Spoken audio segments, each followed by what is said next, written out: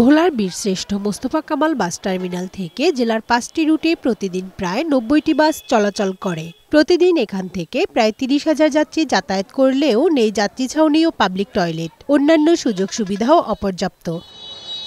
টার্মিনালটি নির্মাণের 37 বছরেও তেমন কোনো সংস্কার কাজ না হওয়ায় এটি এখন অনেকটাই ব্যবহার অনুপযোগী।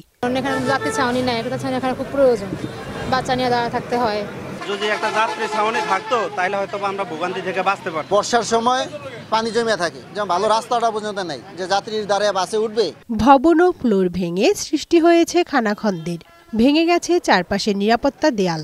ফলে চুরির আতঙ্কে থাকতে হচ্ছে বাস মালিক ও শ্রমিকদের। আমরা সারা পথ গাড়ি চালাই, যখন বাস স্ট্যান্ডে ঢুকি বড় বড় গর্তের কারণে আমরা আতঙ্ক থাকি, আমাদের গাড়ি কি উল্টি পড়ে নাকি। জেলা বাস মালিক সমিতি জানিয়েছে, বিকল্প বাস স্ট্যান্ড না থাকায় বাধ্য হয়ে এটি ব্যবহার করা হচ্ছে।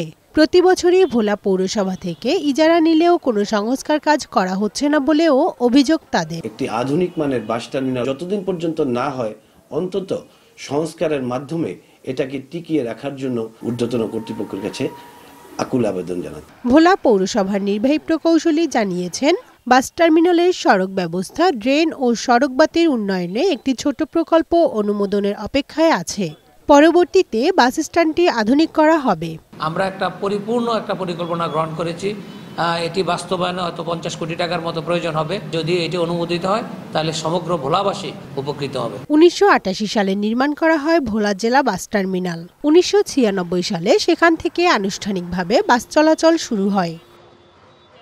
কানিজ নুসরাত, বৈশাখী সংবাদ।